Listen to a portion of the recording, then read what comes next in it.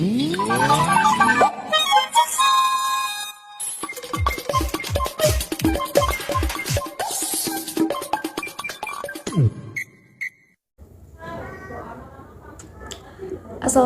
warahmatullahi wabarakatuh. Perkenalkan, saya Anifa Dewi Anggreni dari kelas 12 Busana A. Di video ini, saya akan mereview sebuah novel yang berjudul Negeri Lima Menara. Sebelum kita mereview novel ini, ada 5 kategori yang harus kita perhatikan. Yang pertama, identitas buku. Kedua, orientasi. Ketiga, tafsiran. Keempat, evaluasi. Dan yang kelima adalah rangkuman. Yang pertama adalah identitas buku. Identitas buku ini penulisnya adalah Ahmad Fuadi. Tebal bukunya 423 halaman. Diterbitkan oleh Gramedia Pustaka Utama pada tahun 2009. Dan yang kedua adalah orientasi. Novel Negeri Lima Menara adalah sebuah novel yang terinspirasi dari kisah nyata, penulisnya yaitu Ahmad Fuadi. Novel ini termasuk novel religius karena menceritakan kisah kehidupan pesantren. Novel ini menyajikan tentang pendidikan khas pesantren dengan lika-liku kehidupan di pesantren. Ahmad Fuadi atau penulis novel ini menceritakan tentang hidup 6 pemuda yang menempuh pendidikannya di pesantren ternama yaitu pesantren Madani. Keenam tokoh utama tersebut adalah Alif dari Padang, Baso dari Goa, Raja dari Medan, Said dari Mojokerto, Dul Majid dari Sumeneb, dan Atang dari Bandung. Dan yang ketiga adalah tafsiran. Pada bab pertama, menceritakan Alif telah berhasil menjadi wartawan di Washington DC. Cerita ini berawal ketika Alif menerima surat dari kawan lamanya, yaitu Atang, yang kini sukses di Kairo. Ketika membaca surat ini, Alif teringat kembali dengan masa lalunya di Maninjau dan di pesantren bersama teman-temannya. Bab selanjutnya menceritakan masa lalu Alif di Maninjau yang baru tamat madrasah. Karena mendapat nilai tertinggi di Kabupaten Agam, ia berencana untuk melanjutkan pendidikan ke SMA. Namun, hal ini ditentang keras oleh amannya yang menginginkan Alif untuk sekolah Islam agar dapat menjadi pemimpin agama seperti ayah dan kakaknya. Karena kecewa dengan keputusan amannya itu, Alif mengurung diri selama 3 hari. Pada suatu hari, Alif menerima surat dari pamannya. Dalam surat itu, pamannya menyarankan Alif untuk melanjutkan sekolah di pesantren Madani di Jawa Timur.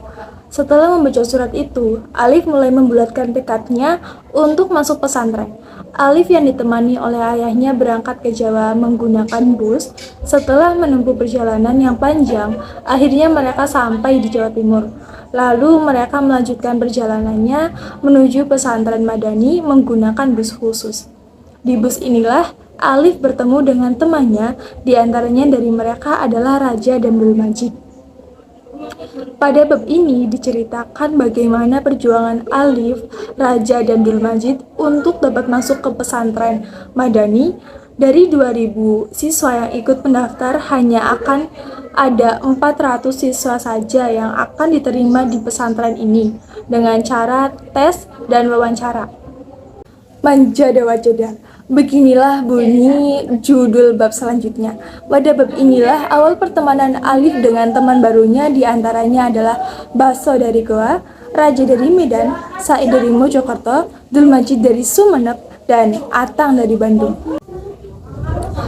Mereka sangat dekat, lainnya saudara, karena mereka tidak hanya sebagai teman sekelas, tetapi juga teman satu asrama.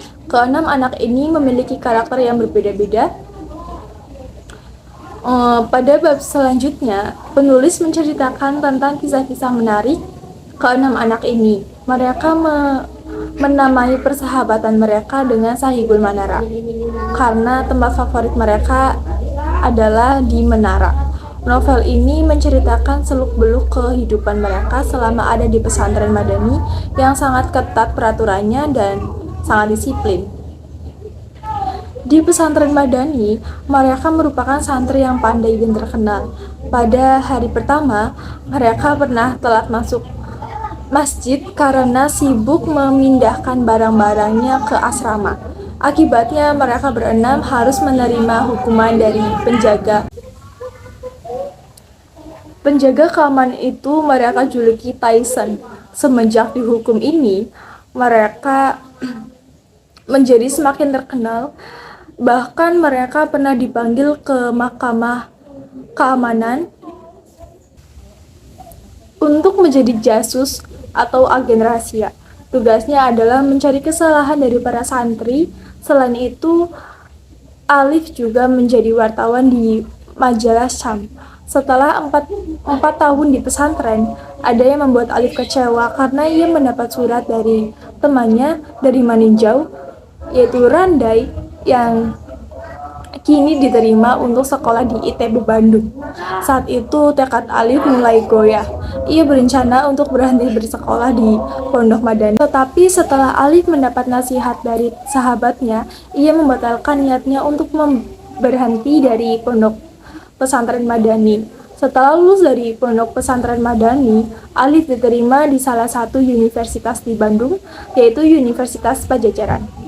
Alif mengambil jurusan Hubungan Internasional dan berhasil menjadi wartawan Tempo. Kemudian ia mendapatkan beasiswa ke Washington DC.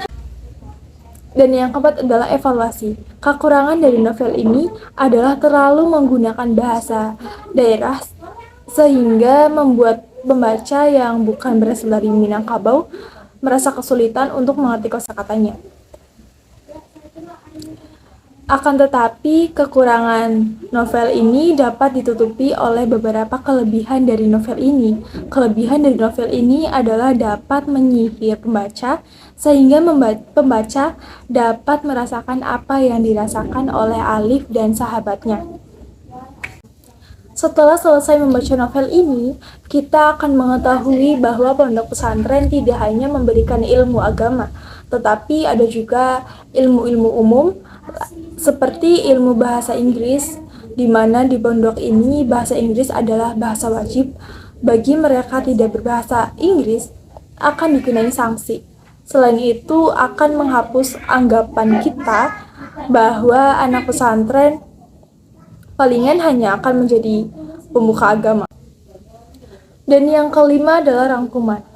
Dengan mengesampingkan beberapa kekurangan tadi, novel ini benar-benar dibutuhkan untuk remaja Indonesia.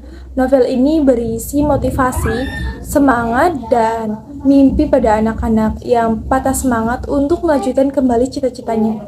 Selain itu, novel ini juga menceritakan tentang ketidakmungkinan yang akan menjadi mungkin dengan adanya kerja keras dan usaha dari diri masing-masing.